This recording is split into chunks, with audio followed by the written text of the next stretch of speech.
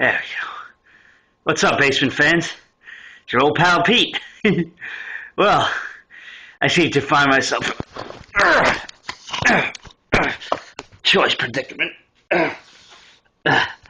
You see, after I read that piece of shit Fear Itself 5, well, I had a little bit of a episode, and the boys thought it would be best if I took a break from comics for a little while. I don't know, they kept yelling dumb shit like, Pete, put down that axe, and Pete, stop, you can't really go to Marvel and punch Matt Fraction in the dick. I don't know why they would say that. I mean, you guys are used to me by now. You know I say some crazy shit now and then, but I don't really mean it much.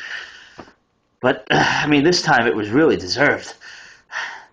You guys read Fear Itself 5? Oh, God. I mean, how does Matt Fraction have any clue who these characters are that he's portraying? I mean, Spidey just asks to leave the battlefront because he's got to go check on his loved ones, and Captain America turns around and says, well, we're fucked, we're going to lose. God damn, if I were Matt Fraction, I'd be worried about Dan Slott and Ed Brubaker coming to kick my fucking ass before Pete DeLuca from Brooklyn. Tell you right now. Over in Amazing Spidey, Dan Slott's got Spidey saying no one's going to die on my watch. And Ed Brubaker brings Bucky back from the grave in one of the most successful resurrections of comics to date. And this jerk-off goes and fucking kills him and just totally decharacterizes our character. I mean, does he really think one fucking good run on Iron Fist is enough to save his ass from this shit? This fucking piece of shit series has absolutely no worth to it whatsoever. And I'd have a couple of pop-ups for you on the screen here, but frankly I've been wiping my ass with it. You see, I'm kind of in a tight spot right now. See, the boys had me put away in Creedmoor. That's a mental institution for those of you out of the New York area. Bars on the window and everything. Psych ward, the whole fucking 9 yards. But they let me out. I mean, I was there for a couple of days, but they let me out because I was cured. You know, I was cured. They gave me a spoon, and I was digging in the wall, and now they let me out. I mean, they wouldn't have gave me a spoon if I wasn't allowed out, right? And now I'm making my way back to the basement, and fortunately, I do got my trusty copy of Spider Island Part 1 with me. Oh, man. Even with two potential clones, at least one clone running around, this was a great story. I give it to Dan Slott, man. I was worried, but knock on fucking rock right now. It was good. It was funny. The action was well placed. I did not expect to see Spidey get the shit knocked out of him by his buddies, because, well, the whole fucking town's got spider villains running around. And here comes Spidey saying, hey, I'm here to help. Whack! Gets fucking decked by the Thing. Oh, man, it's a great story. Even the little side stories of Cloak and Dagger and Deadly Foes of Spider-Man. You hear that, Ramon? That was for you, boy. I'm coming for you. Don't think I forgot that softball bat to the fucking head. Don't think I forgot it. And you, Steve, I bet you got that fucking Mets hat sitting right on my table downstairs. Yeah, I'm coming for you, motherfuckers. I'm coming. I got my great copy of Spider-Man. I'm working on getting that variant by Gabriel Delodo. That was a nice one, but not for $100. I'll wait for the buzz to die down, and then I'll see if I can pick it up on eBay. Maybe for like $50 to $60, hopefully. But yeah, so I'm making my way back to the basement now, and when I get back there, there will be blood. Oh yes, there will be blood. I'll see you guys next week. Okay, so I'm covering the Magdalena this week, Origins Volume 1. Inside it has Darkness 15 through 18, as well as the Magdalena's first solo 3 limited series mini. Blood Divine by Marcia Chen. The whole thing is by Maliki Coney, Marcia Chen, and Joe Benitez. Joe Benitez is the great artist that's doing Lady Mechanica that we all seem to love so much. The Basement and the fans. So it's we're all, whatever. So the Magdalena is a starting from Mary Magdalene on her bloodline. There's been a Magdalena not with every generation, but with most generations. And the purpose of the Magdalena is they work for the Vatican, and they're sent out on missions to quell and eventually erase and defeat and kill off evil, basically. One of the examples they use is Adolf Hitler. So one of the powers that Magdalena has, she's trained in combat, but one of the things she has is she has the power to, this light emits from her palms, and once you look at it, you start to think about all the evil that you've done, all the sin that you've done, and you ask for forgiveness and you repent. And in this story, that's what happened to Hitler, but he realized that he was so evil that he killed himself instead of even asking for forgiveness and going to heaven, and he went to hell, which is where he is. But so that was pretty cool. But the artwork is beautiful, as you would imagine. Joe Benitez. There's some Finch in there, mostly Benitez with just a pinch of Finch. I think in only one of the issues. It's good. There's discrepancy from what I can see, between the story where Magdalena first appears in Darkness and her own series. There's a character, the Cardinal Innocent. In the Darkness story, he seems to be bad. In the Magdalena story, or mini, he doesn't seem bad. He seems just to be a regular Cardinal. So,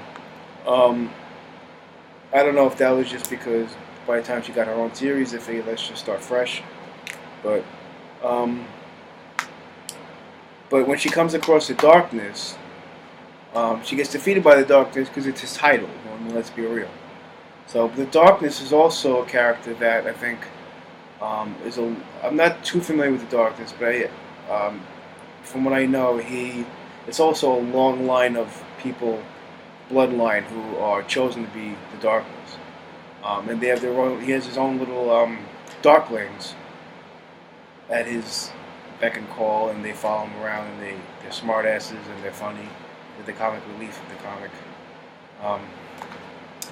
But in the mini, Magdalena comes across. It's almost like a crime thing, because she gets called to this church. I forget where it is, California maybe. Because this priest was found with bite marks, and all the blood was drained from his body. So they assumed vampire. Another cool thing is they go through the whole kind of quick history of the vampire, starting with Cain and Lilith and their characteristics, and how, what characteristics are different from the known version of the vampire, where the garlic, and that's not true. They say that's, but a wooden spike through the heart does kill them, and so what she finds out is that they're not vampires. They have some sort of disease that makes them like vampires, but they're not actually vampires. So she tries to save them from the what's they called?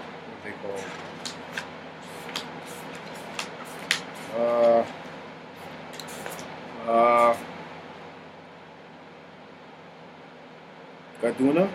Yeah, the Garduna. And she dies. Well, this Magdalena dies, fighting for the cause that she believes in. So that was fine, I don't really have a problem with that. I don't know if she comes back. Would I pick up the volume 2? Yeah, sure. I mean, it was a good story. The artwork is so great that, some of the dialogue is cheesy, but that's a comic book, so what do you expect? And in the first story, the Darkness story, okay, he calls her a bitch like 6 or 7 times, which is fine. I'm not a prude, but it loses its effectiveness when you use it so many times. So every time he calls her something, bitch is at the end of it. So I mean, take that as it may. So would I recommend it? Sure. It's a cool story. Is it like the most wonderful story in the world? No, but it's a cool story, and the artwork makes up for it for anything that lacks story-wise or dialogue-wise. So I'm gonna pick up the next volumes and see what it's about. This is more of a Ramon thing. Ramon typically picks up much more Top Cow and Aspen than me and Pete do. But it's pretty cool. And in the back, there's like a little we call a little cover gallery with artwork by Mark Silvestri and Michael Turner. So that's about that. And where's Michael? That looks like Michael Turner. So we'll see you next time. Basement, Pete's, Greenpoint, Brooklyn, Basement. That's that. Okay, first off, welcome back. We have a few questions to get to, so I'm going to get to them. First is Nick Melanchik.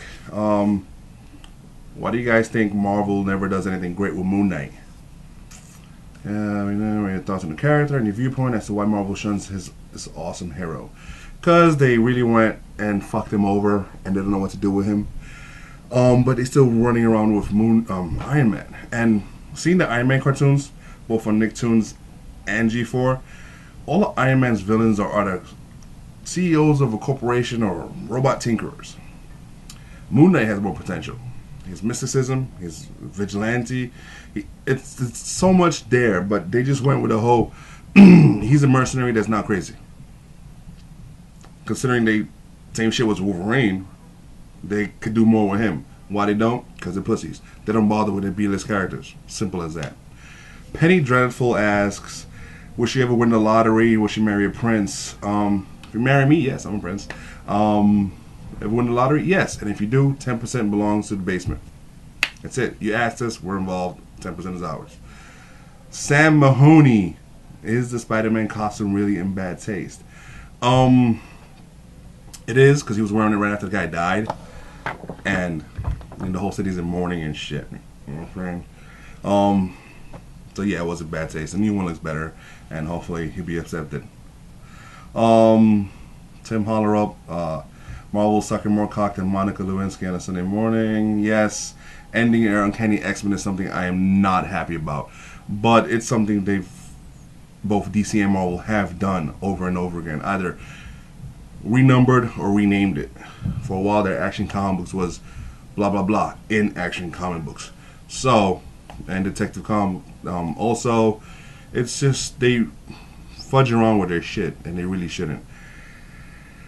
I'm hoping this shit isn't too crazy when it comes to After Schism with Wolverine and the X-Men, the new Uncanny X-Men. I'm wondering if X-Men is going to be dropped or if that's going to continue also. I don't know. We'll look into that for you. Let's see. Brian Gago. Are any of you guys reading Spawn still? No. Sorry. I stopped. Spawn seem like it's good. Like it's back on order. I don't think it never worked that much out of order, but whatever. Image United should be fixed. The idea of Omega Spawn is awesome, but whatever. Next we have Daniel Scott Ertl. What do we think of our independent stuff? I just started reading Chew, because you guys, and that was one of my favorite comics. What other indie books are must-reads? The 3 best books out there, which are trades I collect, and I'm harassing everybody in the basement to collect, and a few of our fans also collect, are Chew, Walking Dead, Invisible. I would also recommend Fables, but it's hit or miss, that one. For fans, it's a good book, period, hands down. And, well, but I've gotten hit or miss comments on that before, so But I would look into the first one. It's very interesting. It's a whole world, this whole beautiful universe, and it's worth it. And also the Cinderella side miniseries, wonderful. Um, Miguel Oliva, who in the basement is the best in Marvel vs. Capcom 3? That would be Pete. It's his, and he plays it all the time. He has no life. Me, I'm no good at it. I suck. You know, give me a Lego game, and I'll kill you in it. But there's not really killing in Lego, but whatever. I'm more of a puzzle type of guy, and Steve's really dead. We just prod him with some electrical rods, and he just moves. Liam Durkin asks, "Where's Adam gone? You miss him." Liam, Adam's dead. No, God forbid. Adam's a busy man who has a kid and married. Sucks for him. No, he's happily married, and we're happy for him. Hopefully in the future he'll be around. Maybe the Comic-Con we might see an Adam sighting. Who knows?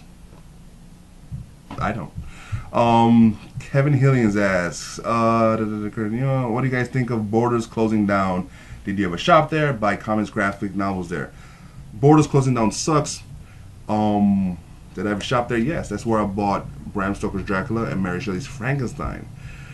I was waiting for a movie to start right next door, and I went in, picked some shit up. Actually, it was around my birthday. My cousin Madeline picked it up for me. And I love those fucking books, and I still remember that when it comes to Borders, and them closing down is bad for business, bad for reading in this country. I mean, Amazon is nice, but going in and actually seeing books is different. I don't know. So that's how I feel about Borders closing. I never bought graphic novels there. Corey Galronsky asks, out of all the X-Men books coming out, which is the best to read? Uncanny X-Force, hands down. Second place would probably be X-Men. X-Men Legacy is not jump on friendly right now. They're going to space to go rescue Marvel Girl, and if you don't know where the hell she's at, then it's just not jump on friendly right now.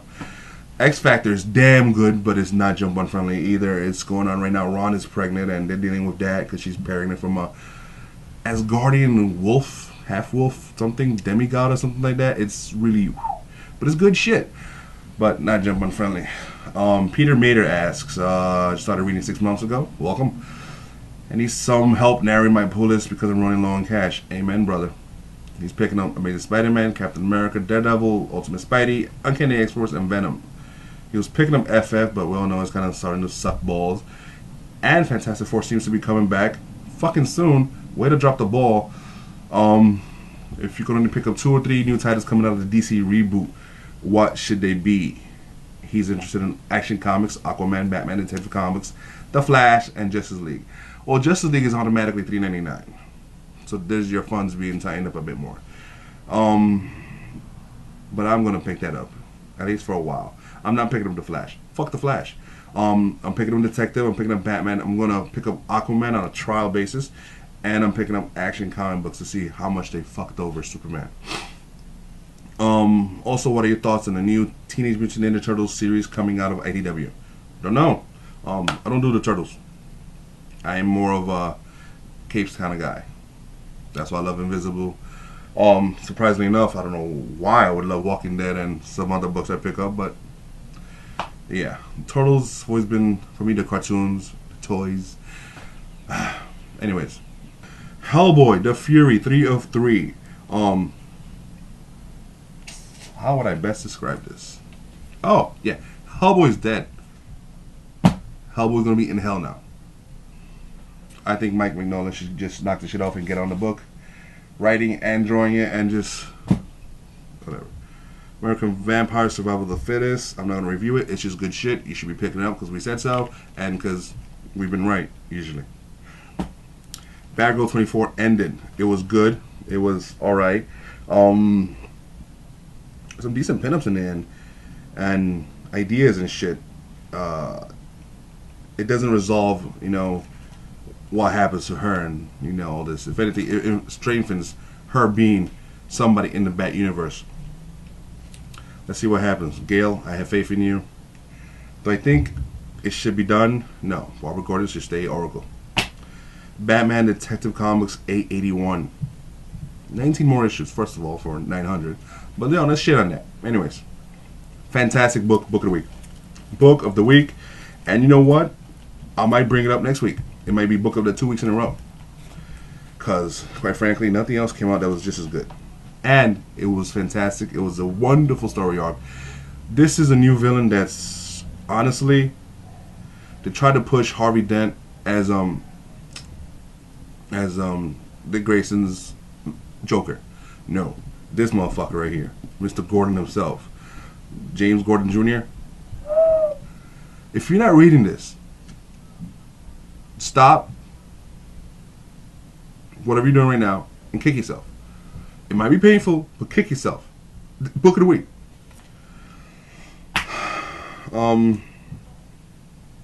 Flashpoint, Emperor Aqua-Man. Flashpoint, Frankenstein and the Creators of the Unknown. Good shit. It had nothing to do with Flashpoint. Not a single damn thing. But maybe that's why it was so good. And it sets up Frankenstein's next book coming up in the reboot, which I like. War of the Green Lanterns Aftermath.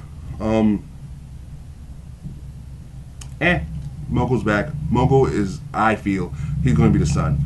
All his pieces, his chunks, were thrown into the Sun as a memorial funeral pyre, if you will. So the Sun automatically gets his, the green band Mogo had. So now Oa's son is Mogo. Could be, maybe, possibly. Time will tell. I think so. Red Robin 26. This is the last one because, getting fucked over. And, how do I feel about this? I'm kind of iffy on it. Really, just kind of iffy because it's wonderful what they did with Robin, how he became Red Robin. I don't even give a fuck about Damian now as Robin. Red Robin is a future Batman, if not better. He's just so intent on his mission, on the mission that, it's sick. It's just fucking sick. And you should just pick up this one book just to read it, just to see what awesomeness he was.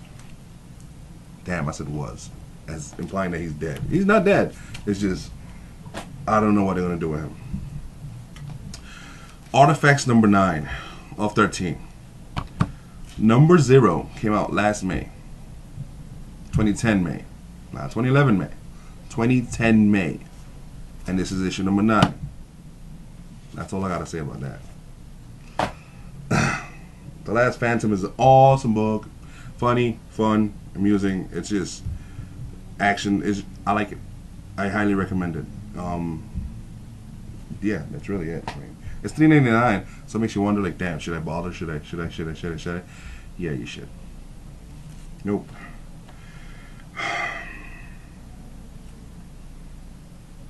Fear Itself, number 5. That's why I had a pause. I'm gonna skip the whole Captain America and Spidey thing because Pete's on it already. I'm pretty sure he's reviewed it enough. I don't give a fuck for it. There you go. That's me in a nutshell on that one. That aside, the fight was alright. I think they copped up with bringing back the Thing, but whatever. I don't even know why I reviewed that. I'm sorry. I apologize. I apologize for reviewing that damn book. New Avengers number 15, and this is me being a sucker. Yes, I admit it. I was suckered into this. Squirrel Girl, and from the 5-page previews I saw, it showed Squirrel Girl fighting Wolverine. I was hoping they'll show their history they have together, like, bow bow. Now, considering Wolverine's 100 years old and Squirrel Girl is, well, a girl, that's a major case of pedophilia, but, whatever, she's technically legal, right? So what if he has like 80, 90 years on her? Whatever, actually, but Wolverine, yeah. Whatever gets your little adamantium boner going. Whatever. But anyways, it was crap. It was just, I was suckered into it, and these Fear Yourself times, except for, in my opinion, Justice Society, Journey into Mystery. That's only a good book. I'm not reviewing Ultimate Fallout. X-Men Legacy, this is where they show that the team, Rogue, Gambit, Magneto, I forgot the other chick's name, she's invulnerable. Anyways, they all go to space to go look for Marvel Girl, Havoc, Polaris, who were the Starjammers. Now, if you don't know what's going on, Google that shit, find out what the hell happened with Polaris and all these people, because it's a long, convoluted story that has to do with annihilation. Yeah. That's it. Next week. For now, Spidey's where it's at. And Spidey's gonna help me. Aren't you, Spidey? Yeah, Pete. We're gonna get out of there. And we're gonna go kick those assholes' asses for putting you in the institution. That's right, it's me and Spidey together. Now we're gonna go fuck some motherfuckers up.